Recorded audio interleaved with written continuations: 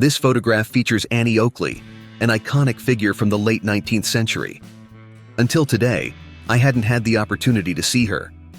Part of the extensive Western history collections at the Denver Public Library, this image represents another valuable find that helps shed light on aspects of American history from that time. This photograph, dated 1915, captures a significant moment where a Native American is behind the wheel of a car, an emerging symbol of industrialization. The image represents a point of intersection between the long cultural history of Native American peoples and the rapid technological advancement that characterized the early 20th century in the United States. Babe and Hazel's Trick Team, a photograph by W.S. Arrow, taken in Oregon in 1914, features Babe and Hazel, a duo known for their skills in trick performances. This image, dating from the early 20th century, takes us back to an era when such spectacles were a popular form of entertainment. For a winter campaign, 𝗵𝗃𝗃𝗏, a work by Edward S. Curtis, was photographed in 1908. This image is part of Curtis's extensive work, dedicating 3 decades to documenting the way of life of Native American tribes during a period marked by significant changes and challenges for these peoples. Omaha, Nebraska, 1869. A photograph by William Henry Jackson captures a historic moment for the city of Omaha. This year marked the completion of the Transcontinental Railroad, an event that significantly transformed the region. With the new railway in operation, Omaha experienced a notable increase in trade and economic activities. Crow Indians in silhouette on a Montana hillside, a photograph by Edward S. Curtis from 1908, features members of the Crow tribe contrasted against the sky on a Montana hill. The photograph, with its play of light and shadow, highlights the figures of the Crow Indians dramatically, offering an artistic and ethnographic perspective simultaneously. The photograph, Grand Canyon of the Colorado, captured by William H. Jackson in 1883, is a historic image documenting the majestic landscape of the Grand Canyon. During this time, photography was still in its early stages as a form of art and documentation, making Jackson's work particularly notable. This photograph portrays Sergeant Joseph Dorr, a member of the 7th New York State Militia, around the year 1865. This period coincides with the end of the American Civil War, an era of profound social and political transformations in the United States. This is a cabinet card dating from the late 1890s, originating from Warrensburg, Missouri. The card features a photograph showing an individual posing with a rifle and a shotgun.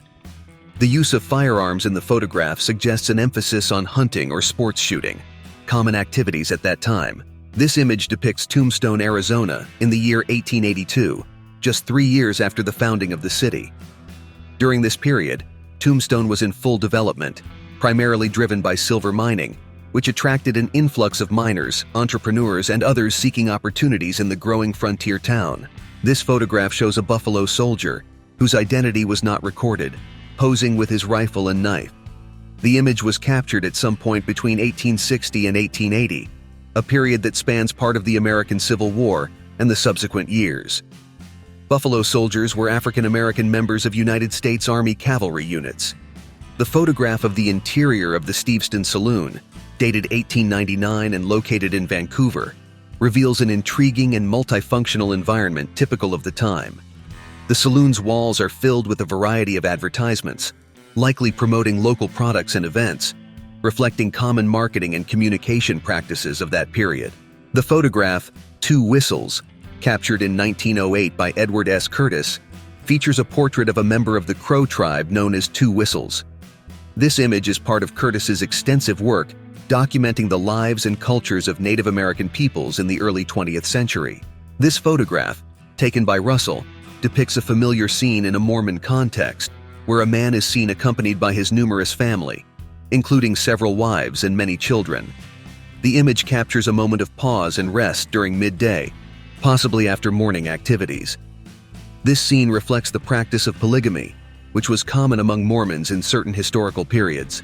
This photograph shows 2 California lumberjacks, exuding confidence as they pose with their fellow workers. The scene was captured in the midst of a tree-cutting task. Around them, a significant amount of wood chips scattered on the ground serves as a visual testament to the hard work accomplished so far.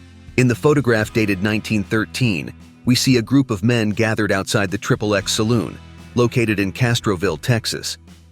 This captured moment offers a glimpse into the social life and environment around establishments like saloons in the early 20th century.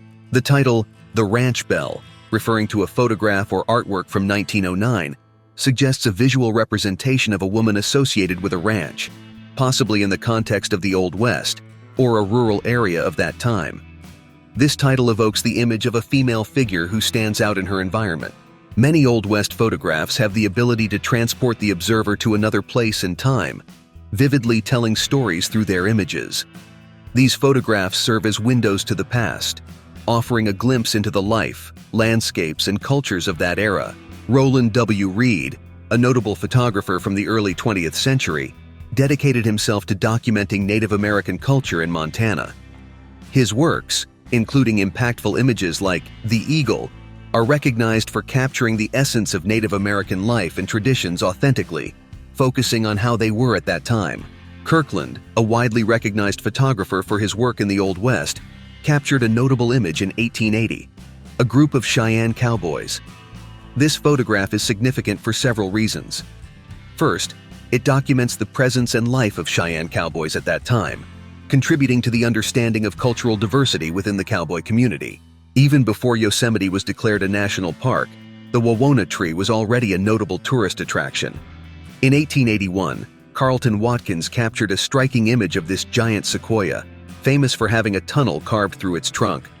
This peculiarity made it a unique natural curiosity, attracting visitors to pass through the tree itself. In 1900, in Ontario, Canada, a remarkable community event took place: the collective construction of a barn. At a time when community work was a common practice, members of the community came together to erect this essential structure for agricultural life.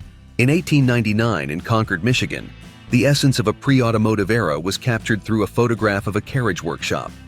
This location served as a precursor to modern auto repair shops. Interestingly, this historic image was discovered in an unexpected place, for sale on eBay. In 1885, the city of Deadwood had been inhabited for over 12 years by gold prospectors, despite the occupation being illegal. It all began after Custer's expedition discovered gold in the region in 1874, attracting a wave of fortune seekers.